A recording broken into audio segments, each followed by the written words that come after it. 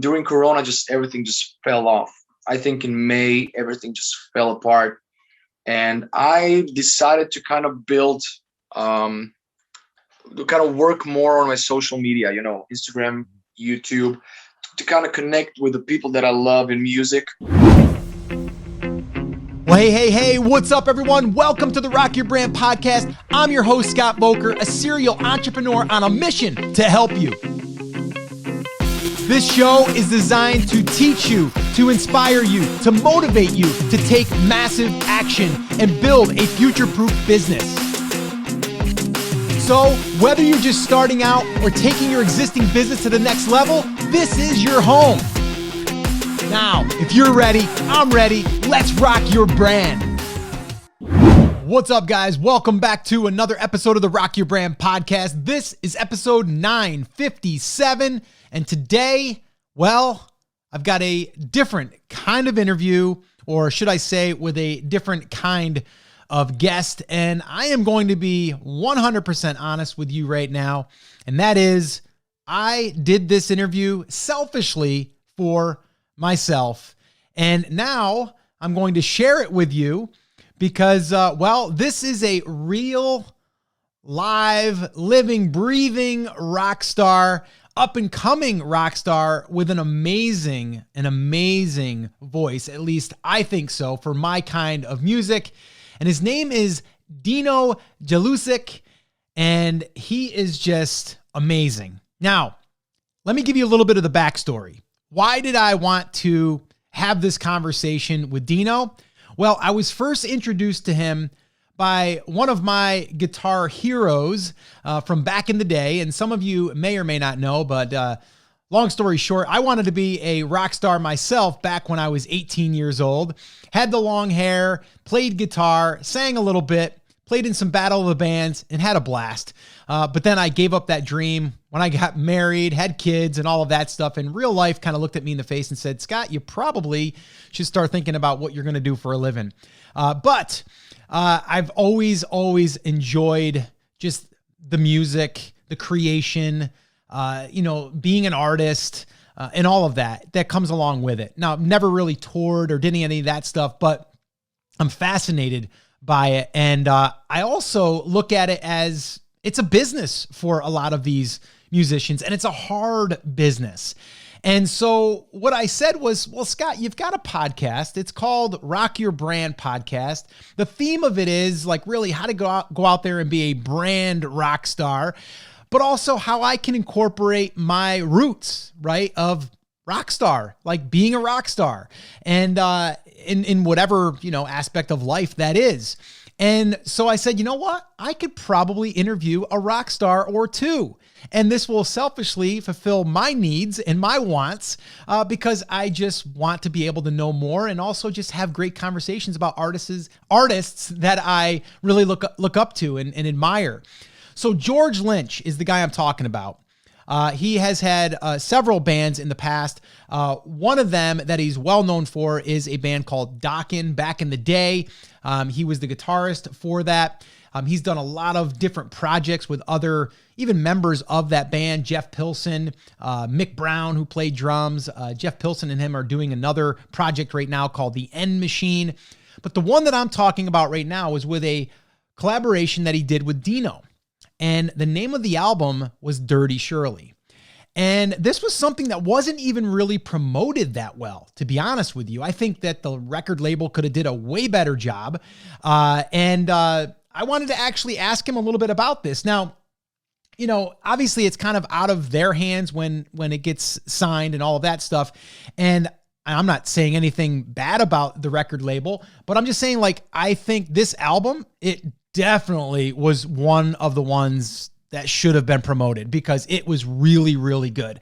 I'm going to play just a little small clip from Dino, just so you can hear some of the vocals. Now, some of you may not enjoy this music, and that's totally fine, but you have to appreciate the quality of vocals and just the songwriting and just how this whole thing happened.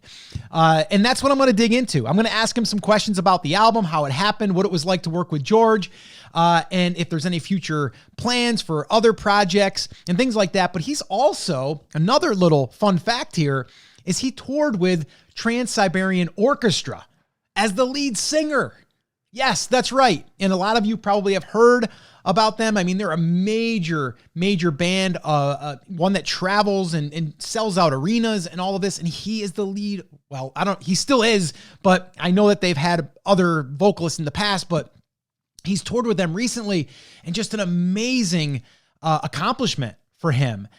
So anyway, I just wanted to give you a backstory. All right. If you're not interested in any of this stuff, you might want to just skip this one and you can wait till Friday or Monday when a new one comes out. But if you want to listen in on a little bit of the conversation that I had with a real living, breathing rock star and kind of lean into that world a little bit, but also, of course, I've got to talk a little bit about marketing and branding and the struggles of trying to follow this dream and this passion of yours, and how do you stay positive when you get no's, and also we talk about networking and doing these collaborations, like how this collaboration with George Lynch almost didn't happen and why it did happen, but why it almost didn't happen. And then the doors that it opens when you do these collaborations.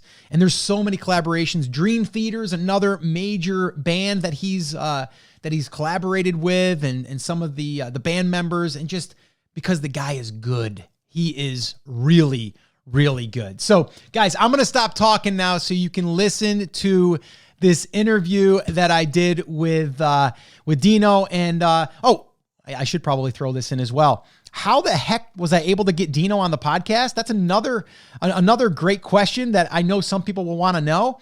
I reached out to him on Instagram and I said, hey, I really like your music. I noticed that you collaborated with George Lynch. I listened to him. He led me to you. Would you be willing to come on my podcast? And he goes, sure, I'd love to.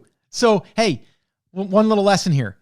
You always got to ask. If you don't ask, you can't receive, right? So I want to thank Dino for accepting my invitation, and I'll probably get him back on again. Awesome guy, really cool guy. But anyway, I'm excited for you to listen in on this. So guys, sit back, relax, and enjoy.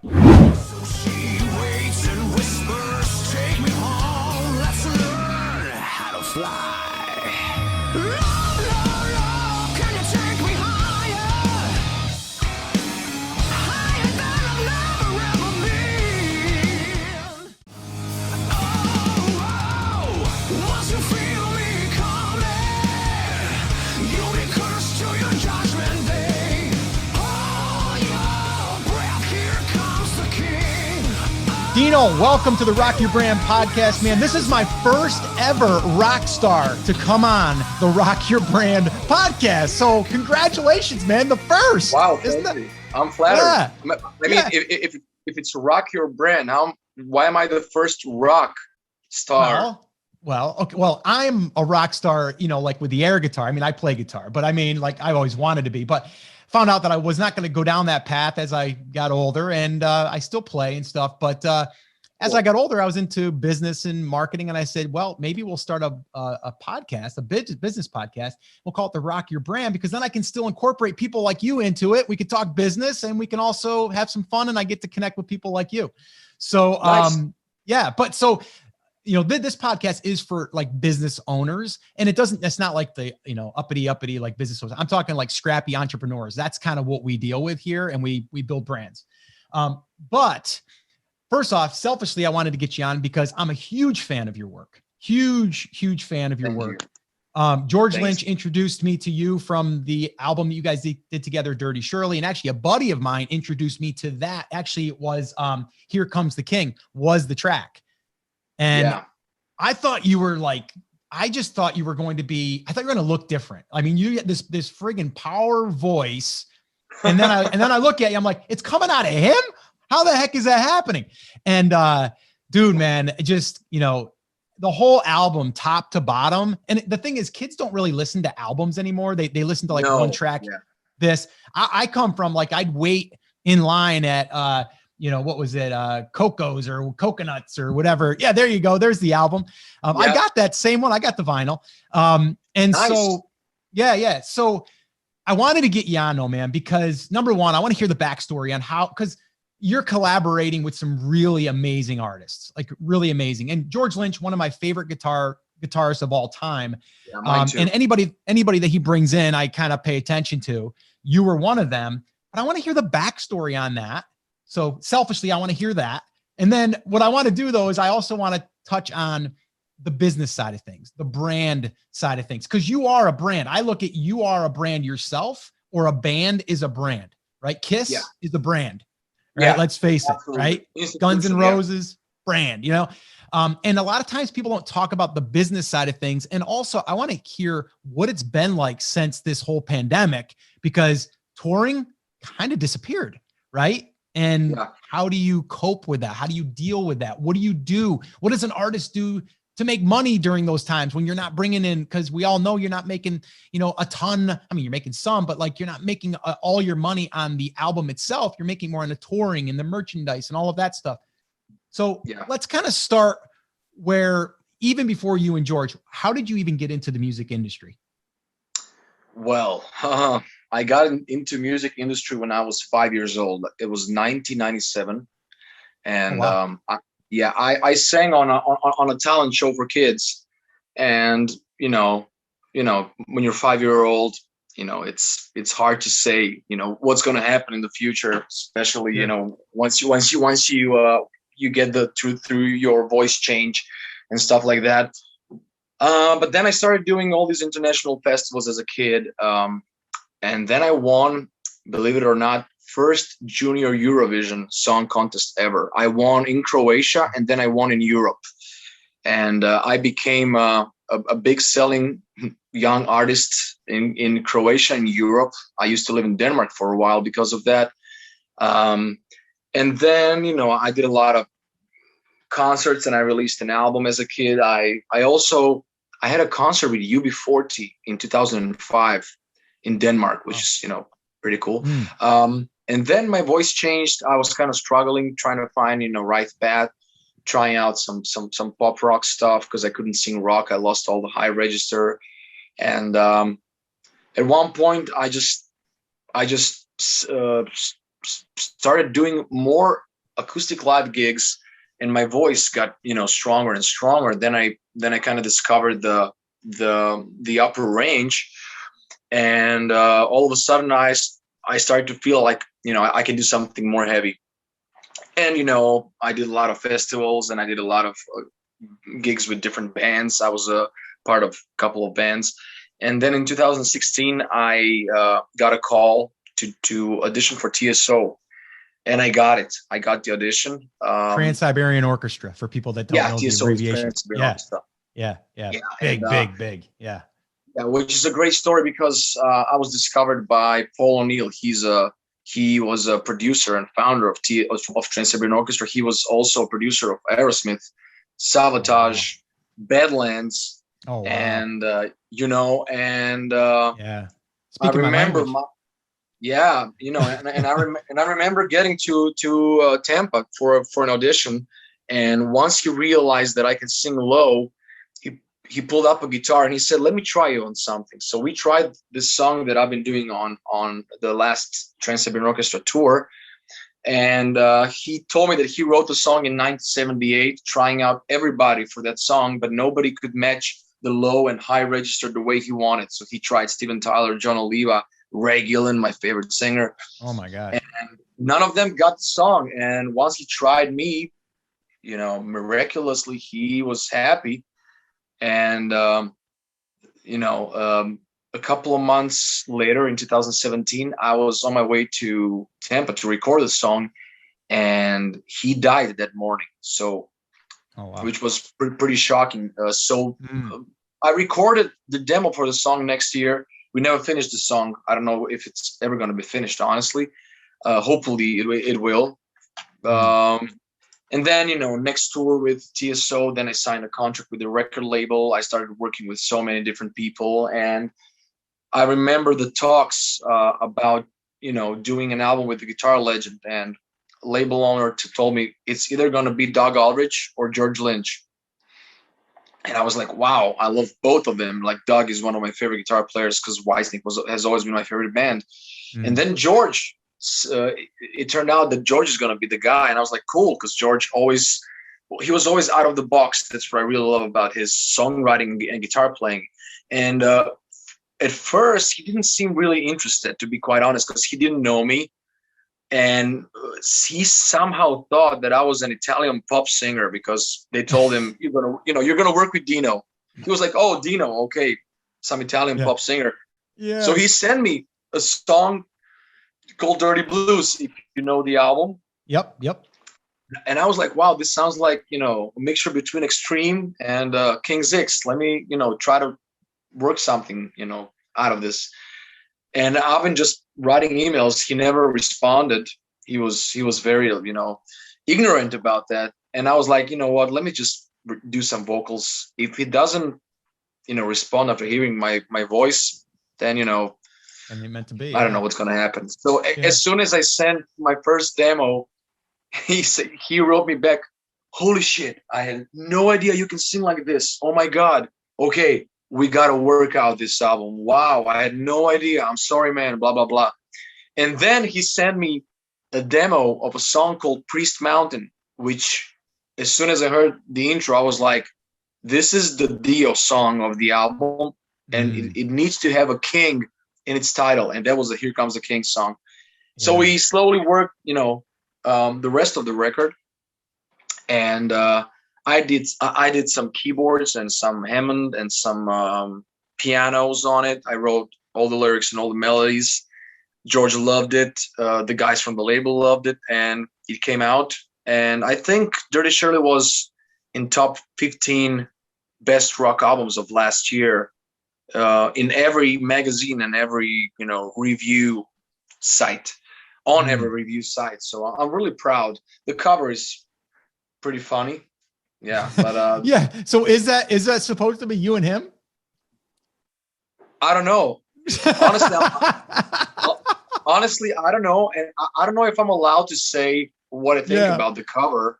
Yeah. But yeah, I just didn't want to fight with the guys from the label, because once you try to confront them and say, let's do something different, they become angry. So I was like, yeah, do whatever you want to do with this cover. I'm not in charge. I'm here to write songs. But it's funny because the album is so versatile that, it really is. I thought, maybe I'm sorry, I'm looking at the album cover. It's right here. I can't believe I'm looking at it. And I thought, maybe we could put this album cover because it's so ugly that you have no idea what to expect from the album. And then you might be surprised, And I thought, let's try it that way, because people love the record and everybody's like, what can I expect from, an album with this album cover? And you can expect. Who comes up with the name? Who comes up with the name Dirty Shirley? We could, I think George wanted to call this project something like Octavia, something like that. It sounded like a car to me. So I was like, so when he sent me Dirty Blues, the raw file for the song was Dirty Shirley, and I thought, okay, that's a cool title. Like, why don't we just call the project Dirty Shirley? Yeah. And he said, okay, I'm in. I don't think he even cared, but that's George. Yeah, I'm telling you, he has so much projects. I'm sure he doesn't care about the name of this project, but his ideas on the album were amazing, and he really praised my vocals on the album to the point where he said that he felt like he should up his game on guitar, next to my vocals, and that was, I heard that interview. Yeah, I heard that interview. He said that. He said, man, after I got done recording everything, I felt like, man, I kind of didn't do my part. I should have upped my game a little bit. Yeah. I mean, I thought it was funny though. I'll be honest. When I first heard it, I thought it was maybe just one or two tracks with George. I didn't know it was George's full project. And then I started listening in and I'm like, man, it kind of sounds like some similarities. And then I'm like, wait a minute. I think this whole thing is George. But what I noticed about it, it wasn't guitar riffing the way that he had done it in the past, and I kind of enjoyed it. And I'm a guitar guy.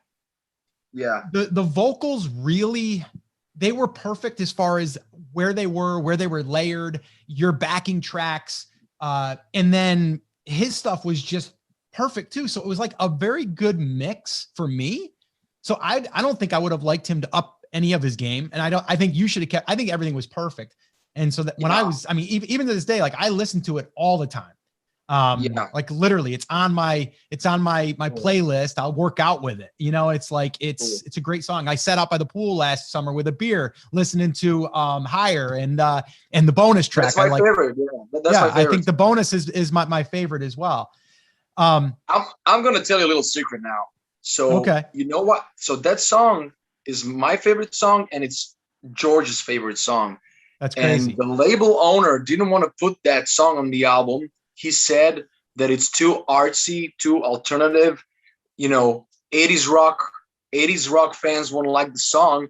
So him and George started arguing. George was like, dude, this is my art. And this is, you know, Dino did a great job on lyrics and vocals. He was like, no, I'm not putting that song on the album. And I was trying to calm the fire, and I said, you know what, let me change the verses. George, you change the verse on guitar. Let's do something more melodic for the album. Mm-hmm. And then before the album release, I called the label owner. I said, man, can we put at least this version of a song as a bonus track for digital download?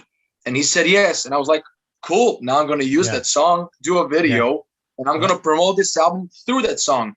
And once I put the video from my room, it was literally filmed there.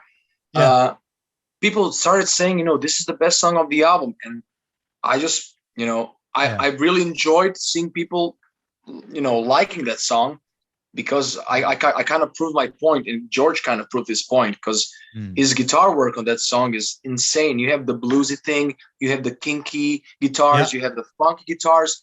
Then in the end, it just turns it into like an epic monster. I did the whole orchestra in the end, and it's just, you know, it's a great song. It was great. Yeah, no, and again, top to bottom, Dying. I love that one. I love the echoing back and forth between guitar and vocals. And I just, it was everything about it. And like you said, it's got a different flavor. You got some Dio, like you said, you got some White Snake, you got all kinds of twists in there. So for me, it was awesome. And I'll tell you something that you may not know, that some of your viewers or listeners, people like myself, like, okay, I'm in my 40s, right? I got buddies of mine that are in our 40s. We grew up in the, you know, the 80s and the 90s and stuff. And we like rock shows, right? So with the whole pandemic and everything, what we started doing was having a rock night, but we would do it virtually. And so we sit here, like I'd sit here, and my buddies would be, you know, one's in New York, I'm in South Carolina, you got another person in Arizona, and we'd all huddle around, and we would just pick, everybody gets to pick 2 songs for the night. And we did a couple Dirty Shirleys on there, but so we're just sitting around, just hanging out, having our own concert virtually. And it's from stuff like you created. And it's funny, a buddy of mine he's into, you know, keyboards and all of that stuff. And he loves Dream Theater, loves your vocals and just your style. And he's like, you gotta listen to this kid, man. I'm telling you, like he's got it. And so then I went down that rabbit hole. I started looking at your stuff and some of the acoustical stuff you've done. And I'm like, man, he has got talent. And you know what really makes you know that you have the talent is when you're doing acoustical stuff and you're still hearing that goodness of the voice. It's not all layered with, you know. No, man. I'm actually, yesterday I recorded a studio acoustic version of Dirty Blues. So it's me, guitar, and nice. It's one take, and you're going to hear it. It's raw, it's bluesy, it's raspy, and it's. And so where did you post that? Where did you post that? Because I didn't yet. I gotta put up a video together, but it came out really great. And the funny thing about the song "The Dying" is, once I did my vocals for it, George said, "It's too rock and roll." He said, "Can you sound a little bit more like Justin Bieber on this song?" That's what George said. Really? Yeah, and I was like, I mean, if you want, I can go a bit more Justin Timberlake. I wouldn't go too much on it. He's like, go more R&B on this. And I was like, let me put keyboards on this and let me go completely pop on this. And people love that song. That's crazy. No, I mean, really good. then you have I Disappear, which everybody, once that came out, everybody said, wow, this sounds like, Evanescence. And Evanescence drummer actually played on that album. So, Oh, wow. that song is more, 7-string down tuned. It's more like Korn meets Evanescence kind of thing. Yeah. A great song too. I really like it. Yeah. No, it's a great project, man. Okay, so let's talk a little bit. So obviously no touring with you guys right now. I mean, obviously with pandemic, who knows in the future. I know George, like you said, he's got a ton of projects. When he did the project with Robert Mason and then Jeff Pilson for the End Machine, which I thought was a great project. He did 4 shows. He did 4 shows, and I went to one of those shows in Arizona. It was awesome. It was so awesome. Oh yeah, he did Whiskey a Go-Go. Yep. And then he did one in Tucson. He did one in, I think it was Tucson where I flew into. That's right. That's right. And I think Will Hunt plays drums, right? Yes. Yeah. He's a Dirty Shirley drummer. Oh, okay. Yes. Yeah. He's the guy. It was great. I mean, it was great. It was only 4 shows, so it was really, really cool to see that. And they did great. And they were kind of making fun of themselves. Like, we haven't really, played together in a long time live, so apologize if, but it was still great. We don't know that George didn't hit the chords that he wanted to hit, or he didn't like his solo. We enjoyed the environment, and it's too bad we're in the pandemic because of all of that. So, all right. So now, you're someone that's played, arenas, right? Yeah. I got to know, man. What's it like to step up on that stage? You got the Trans-Siberian Orchestra behind you too, man. So what does that feel like? Yeah, TSO is just the best gig you can have. It's 2 arenas a day. It's, a giant production. You have members of Megadeth, Whitesnake, Rainbow, Slaughter, Sabotage on one stage performing with you, and 10 singers, a concept show, big pyro, big lights. The best, we have the same catering as Bruno Mars and Five Finger Death Punch. Oh wow. We have 5-star hotels. It's really cool, but I grew up in a pretty humble environment. I don't come from a family that has millions of dollars. So I grew up, I had to work hard, to get where I am today. Of course. And I knew that I just needed, one big chance, which was TSO, to kind of show myself and explore and get to certain people. But I love being in TSO, but I also love not getting used to that, because it's 2 months of rock and roll. But then I come back and it's different. You play small clubs, and sometimes it felt weird, like December 31st, we play Chicago. What's the name of the arena? It's in Rosemont. We played so much arenas, I can't really remember, the names. And then I go back to Croatia and I play like a bar for 100 people. And it's just, it's so different. But I still like it, maybe even equally, because it's when it's 100 people, you play bar for 100 people, which I haven't done in a while. It's, the band is close to you. You can like feel the band. TSO is more, it's well produced. You have in-ears. You can really feel the band because the stage is so big that everything is in your ears. When you play the gigs like this that I used to play back home, it's, no in-ears. You have monitors. You can feel the drums. Everything is loud. And that's it, Yeah. But yeah, TSO is just, that's huge. Amazing. That's amazing. So, okay, we talked all about the good stuff. What's the not so good stuff? And how does someone like you, especially now, I mean, we're in a pandemic, at least the time of recording this and stuff. You had plans probably to tour. You had plans to do all of these things. And now that's kind of been pulled back. How does someone survive as you know, a brand, you are a brand. I look at you as a brand. Like people are probably seeking you out. They want to be part of your project because of the other projects that you've done. What do you do to really help yourself maintain? Because if you don't have that constant, like steady flow, like touring is still, you're out there working, but what does an artist do to continually survive? Yeah, luckily I finished university here, so I have a job. I teach at school, and I teach singing. I do a lot of overdubs, for Nickelodeon, for really? for Disney. Wow.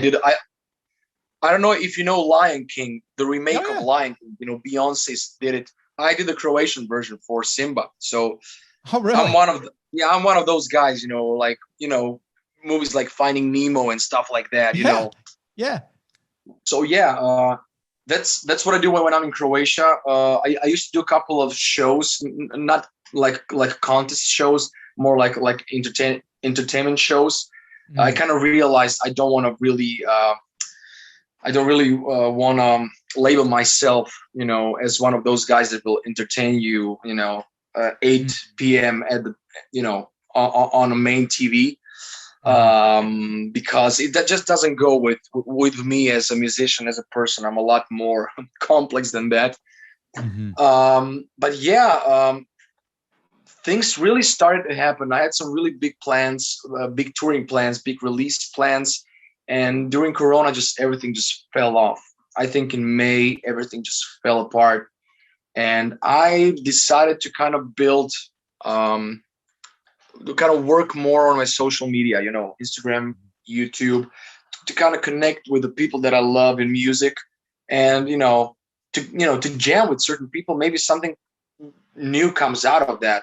And I did a lot of jams, Portnoy, Brothers, Hoekstra, Virgil Donati, Tony Franklin, Jen Majura from Evanescence, Steve DiGiorgio from Death, Dirk from Megadeth, Kiko from Megadeth, Felipe from Angra, Bumblefoot from Guns N' Roses. There was a lot of people I jammed with. I didn't make any money, but I kind of got more exposure. More people knows about me. If I do something, at least I'm going to have 3, 10,000 more people knowing that. So I kind of see that as an investment in myself right now. I Absolutely. Do have certain jobs that I got to make some money right now out of teaching, and since there's no live gigs, but being present on social media right now, when there's no gigs, everybody's at home, watching YouTube and stuff like that. I think it's pretty smart to kind of boost that right now. No, I agree with you, and I think that that's what people, like us, right, are looking for. And I think that as you, for yourself, just bringing more attention to yourself. And I think the other thing I kind of want to highlight is like you doing these collabs with people. You're doing them, you're not getting paid, but in a sense you are getting paid because you're kind of sharing each other's audiences, right? And because, Yeah, definitely. And you're also making those connections with those people. So in the business world side of things, if you were to think of this like business, if you said, okay, let's go out there and make a plan, the plan would be go out there and help other people in your industry. And that's going to build up your network of people that and that can help you. Yeah. And then you just tap into other people's networks. And in this case, it's their audiences. So every person you get to be there, number one, you get to name drop that you were associated with those people. And then you can then, okay, we did a video. So then you share it with that person. People that are looking up George Lynch are now going to see you or whoever, right? So True. I think as a business, it's a smart move. And for you, you're still having fun, right? Like you're doing cool things. True. I mean, I've done tons of videos during Corona. I was really busy. But I really, sometimes it's exhausting. Like I did 2 tracks and videos today, and I'm tired. My voice is gone. But once those videos are out, I feel, happy and excited like a little kid. That kind of shows that, I'm the guy for this, for this that I'm doing. But yeah, like I opened Blabbermouth a couple of days ago, and there were talks about Rob Halford being new singer for Heaven and Hell. And then I wanted to open comment section just to see if my name is going to drop there. And of course, like tons of people saying Dino should be the new guy for this. Dino should be the new guy for that. And it's crazy. Like 5 years ago, I was dreaming about, meeting certain people from the industry. Now it's literally, me fighting them for a gig, which is a great feeling. I'm really, I did work hard for this, but I'm really grateful for, for things that happened that way. I was going to say, so what do you think it's been for you over the years? Because there had to be some times you're doubting yourself. You're like, do I keep going here? Like, am I ever going to get my spot? Am I ever going to be able to make a living at this? Yeah.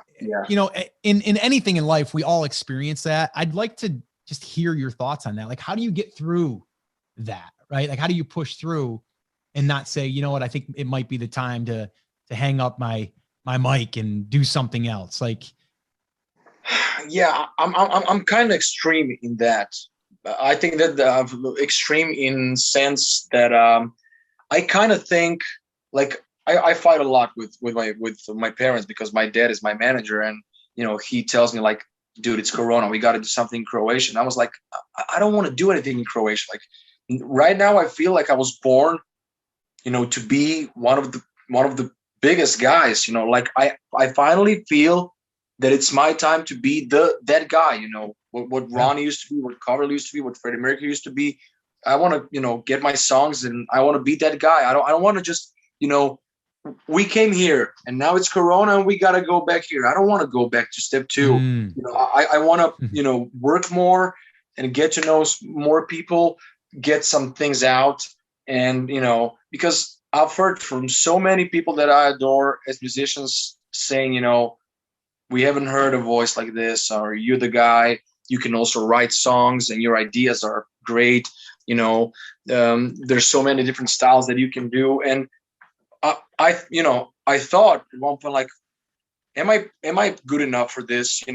I kind of was doubting myself, and I still do. I'm not, I work on certain things as far as my singing still, but hearing those guys saying that, it kind of crossed my mind that I might, with right songs on right spot with right people, some magic can happen. So I don't want to, I really don't want to, quit singing, because we have a hard times in 2020 and possibly this year. So I want to keep going.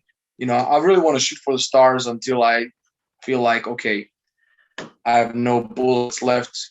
Now maybe it's time to live a normal life now.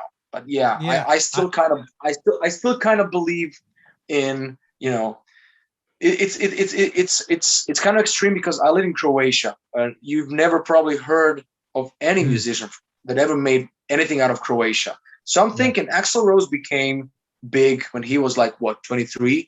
So I'm 5 years late. But then again, when I think, I was born in Croatia, he was born in the States. They became famous with their first record. So I'm not really that much late, because, none of the guys from Croatia ever made it big. So, there's still a chance something might happen. I just, there's no way I'm going to, give up. And if I give up on singing, I still play keyboards for like 20 years now. So I would still do something different. Maybe I used to write music for theater. So I might do something like that, but I'm not going to stop singing. That's for sure. No, and you shouldn't, because I'm going to agree with all of those guys, and they know more than I do. But as a listener of music for so many years, I honestly have never heard a voice like Dio is Dio, but me, you're even bigger and just more, I don't know, verse. Like, you can shape in different ways. Like, I like Dio.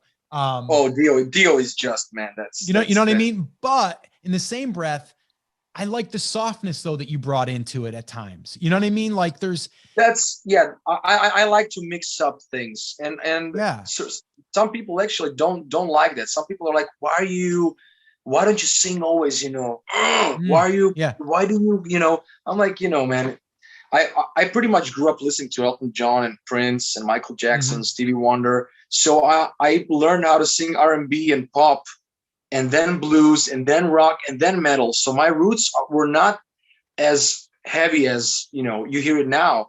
So, I like to put some of the, R&B stuff into my singing from time to time. So I like that lower register too sometimes. It's like, oh yeah. The lower rate. That's what I always say. Like, singing high is cool, but you're not going to tell when you do that in higher, when you're like, you go that, and then you go, and then you go, and then you go way up there. It's like, how the hell do you do that? Like, that's confidence. That's balls. Like, most singers are not going to feel that confident to go low and then bang. Like, you're like this to hear crazy. Yeah. I love singing low. Impressive. Yeah. I have a couple of tracks which are a lot more in vein of like Chris Stapleton, but I sing completely low. Like, verses are completely low, and I don't even think you could tell it's my voice. I sound like I have about 100 kilos on those tracks. Like, I really tried hard to sound like that. But low singing is storytelling. When you sing high, it's cool, it's flashy, it's power, it pulls out. But once it's stripped down to an acoustic guitar, you're not gonna yell at people. It has to be something that's more in a comfort zone, more low mid register, something. To me, simply, it's storytelling. Low register is for storytelling. That's what I like about Leonard Cohen or Billy Joel. Oh, Billy Joel, I just love him. Yeah. I grew up listening to that type of artist. Toto, Phil Collins, those guys. Oh, wow. Okay. Earth, Wind and Fire, Mother's Finest. Something more funky. Then again, listening to Whitesnake, Kingdom Come, Winger, Van Halen. Oh yeah. And then getting more into, like, Pantera got me into metal, so I started listening to Pantera, Machine Head, Lamb of God, Gojira, blah blah blah. And then on the other hand, you have Iron Maiden, Queensryche, Judas Priest. So when you mix it all together, you kind of get something different and something new. Yeah, no, absolutely, and it's fun to listen to. So all right, I want to be respectful of your time. I appreciate you doing this, man. Cool. This was absolutely awesome. And probably just want to get you back on again just to catch up and see what the heck you're up to after we get out of this pandemic. And hopefully one of these days we can get out there and see you live. Because, man, oh man, I think that you're also not just a good recording artist. I think you're a good live artist, which I think is sometimes hard to find. Honestly, I really like singing live a lot more than studio. I actually push myself a lot more in studio, but live, I don't need to push anything because you have the crowd and they give you that extra push. Like, when I listen to my TSO live performances, like, that's it. It happened there, with all the audience, the emotion is there. Studio is cool. I just really love performing live a lot more, and that's it. Yeah. All right, man. Well, hey, how do people get in touch with you and kind of watch what you're doing and kind of follow along? Yeah, just Instagram and Facebook and YouTube. Subscribe, follow, like, share, whatever. So Facebook, Instagram, and YouTube. And I put everything that I do there. Having a little fun right now during pandemic. Once the thing is over, we'll see what happens.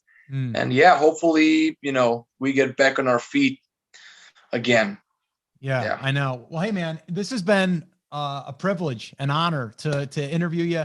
And like Likewise. I said, man, your music will be in my earbuds a lot because I love the album Dirty Shirley. And now I'm kind of into your whole world of, like, you're on my Spotify, your other projects, and just constantly listening to more of your stuff. So I'm in now, man. I'm a fan. Cool. Thank you. My mobile is just going off. My battery's done. So I had to change the angle. And hit me up if you want to see TSO once we start touring. So, Yeah, absolutely, man. I'd appreciate that. Yeah. All right, man. Well, hey, stay in touch and be good, be well, and keep singing, man. Never give that up. No worries about that. Peace, brother. Peace. All right. Well, there you have it. Now, again, a little different than what I usually put on the podcast, but you know what? I still think it's relevant because when you are a musician, you are a brand. You are a brand, and you need to figure out a way to bring in money and revenue. And how do you do that? Well, you have to do projects, right? You have to do, more albums. You have to sell out arenas, or you have to sell out clubs, and you have to get yourself out there, right? And so it's a constant struggle for these musicians, right? Because they want to keep doing this, but how do they do it and make money at the same time?